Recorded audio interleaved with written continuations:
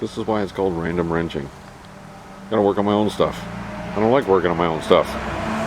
But after 21 years and 420,000 kilometers, the clutch for my fan has given up. Well, I guess they don't last forever. The clutch is actually, it's seized on. I'm getting horrible fuel mileage, terrible noise, and a big lack of power. This 350 V8 Chevy is pulling like a V6. So we're going to change that. GM in their ultimate wisdom decided years and years ago not to bolt their pumps or bolt the fans on anymore. So it's a giant nut. I'm not sure. Can't really see it yet. There's a giant nut there. Well, there's special tools and holders and wrenches and stuff to get this off, but who has those? We're going to try a different method today. So we got to pull the top shroud off. This rad shroud comes in two pieces. There's a top half and a bottom half. There's 3 bolts across the front, 2 on that side halfway, 2 on this side halfway. This whole top piece comes out, and then we can get in there and start working. So I'll get that garbage out of the way, and we'll get you back on. There you go. I got a little bit better view now. Got the top half of the shroud off, and this is the big giant nut that removes that part of the clutch. And once we get the clutch off, we can remove this plastic fan from the clutch housing and replace it. So I'm going to get my impact on my air hammer and a chisel with a special grind on it, and we're going to use that to remove that nut, because I don't believe I have a wrench that big. I might, but I don't think so. In any case, putting slow pressure on a wrench like that, sometimes you can get them off beating them on with a hammer, but this has been on here for a long time, so I don't think I'm going to have much luck with that. We'll gather some tools and we'll see what we can do. Well, wonders never cease. I had a 1 3/8 wrench. I had to tap it onto the nut. It's actually metric, so I tapped it on there. And just in the interest of saving time, I grabbed the hammer and I gave it a good whack, and the fan came loose. 21 years, 420,000. Never been off. Fan came loose. Okay, let's get the wrench off of there now and carry on. Okay, so we got to take these 4 bolts out of here, transfer that plastic fan onto the new clutch. So let's get these out of there.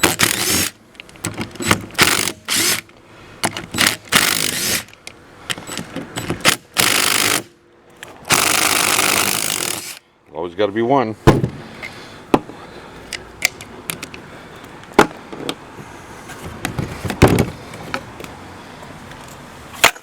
There we go.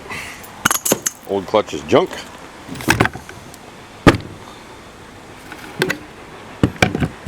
I already test threaded the nut part onto the water pump of the truck, and it fits fine. So there's a couple of different options for these fans, whether you've got AC or not, heavy duty cooling or not.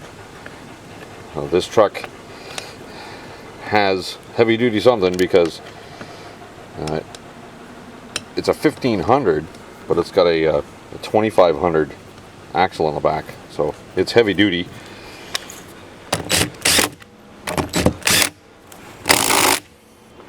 Heavy duty enough that this clutch was spec'd out for it, so, and it's the only one the part store stocks. The other ones are not common, I guess. So that's it, ready for a reinstall. I took the liberty of putting a little anti-seize or never seize on those threads, you know, just in 21 more years when I have to do this again, it'll come off. This is very hard to do with one hand. Does it start? Oh yeah. Yeah, baby. Spin her on. I don't have to put this crazy tight because the rotation of the pump and the fan, it's basically self-tightening. So I'm just going to make it snug. Not with this wrench, I'm not. I'll get an adjustable wrench and I'll snug it up.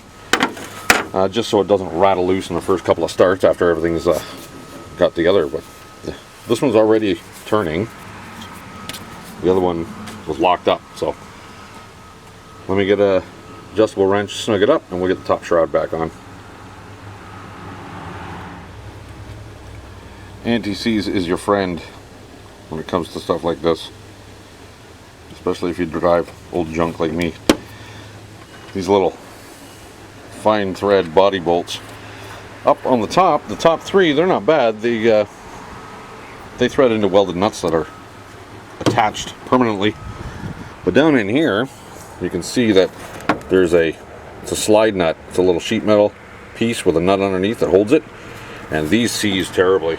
So all the bolts got coat anti-seize on them.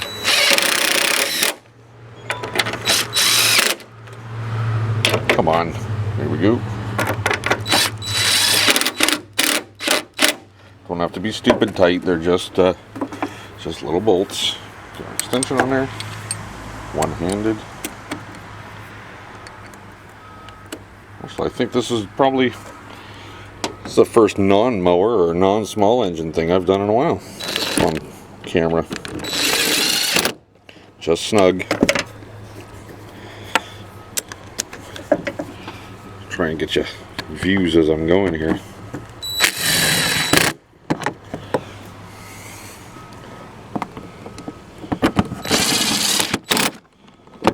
Another non-original part.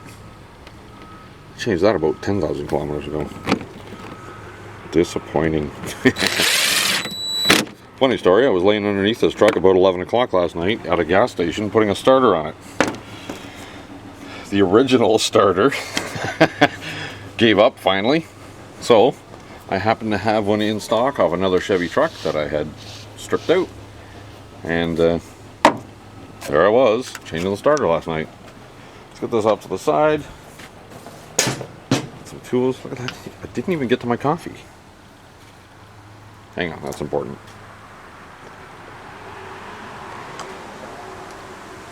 Okay, let's fire it up. Oh, get that out of the way.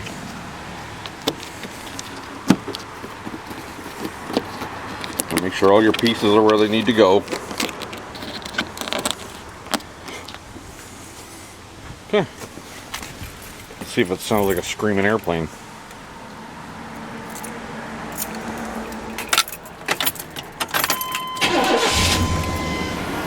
Oh, nice. Doesn't sound like it wants to take off. It should run a little bit.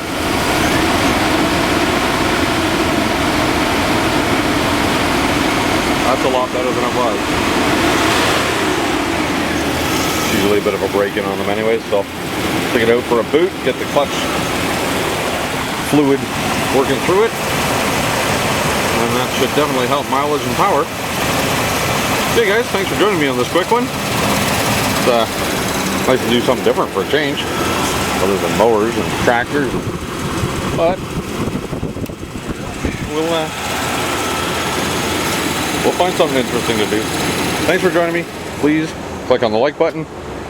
Don't forget to subscribe. Click the bell icon to get notified when new videos are uploaded. And I'll just do a quick put together of what tools were used for this. Let me just grab the other ones here. So I'll just use a little cordless impact. You don't have to. It'll come off with a regular wrench. Probably penetrating oil. Anti-seize, 10mm. You need the extension to get down beside the rad shroud. This is a 13mm I used to get the fan off of the old clutch.